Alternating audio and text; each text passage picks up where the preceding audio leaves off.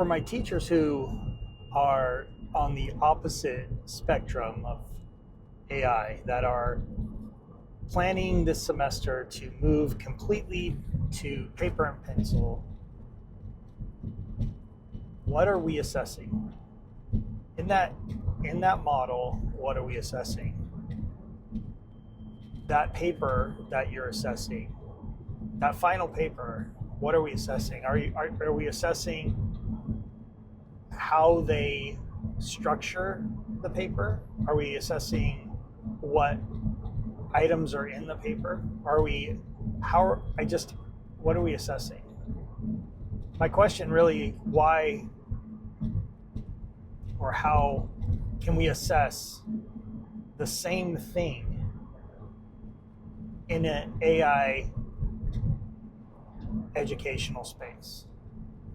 Is there a way to do that? Can we do it through assessing their prompts? Can we do it in a way where the prompting shows the thought process, and the final product is a product of our thoughts? I heard a teacher say that, actually it wasn't a teacher, it was a AI influencer, and he was saying that there was a tweet he was talking about. I'll try to find it, tag it. But they were saying that there's no thinking without writing. And I challenge that to say there's thinking before writing. And the thinking before writing is oftentimes what I'm trying to assess. What are you thinking as you're writing? Or why are you writing this? And what's your thought process? And that's why a lot of what I am assessing is prompts. And believe it or not, students still have to write those. And if they understand what they need to put in the prompts and the thought process that they have to go through to get a good prompt to create something that shows understanding, I think that's where a lot of educators are challenged. And so trying to reimagine that final paper,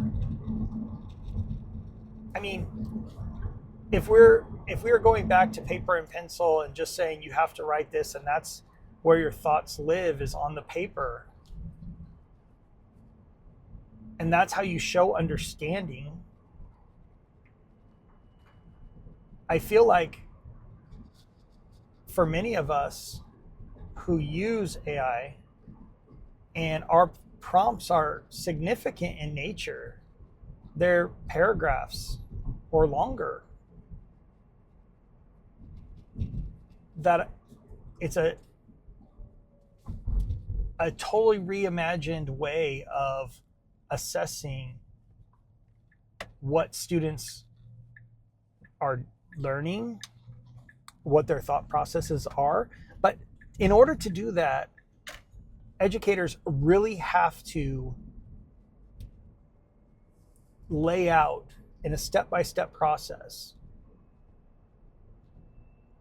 when those prompts are going to need to be answered or written, and ensure that the students' thoughts and ideas are integrated into those prompts by having them answer questions, and the answer to those questions would be what is inputted into the prompt. I don't feel like you are going to stop so-called cheating with students if you're just forcing them to write something on paper. Because believe it or not, students were even cheating when there was no internet and there was no AI. There were still cheaters. there were still students that wrote notes on their arms and hid notes in their pockets and did all of those things. And so, in general, if your goal is to stop students from using a tool that can help them organize their thoughts and organize their ideas in a way that is better than they could write, I feel like we might be holding them back a little bit.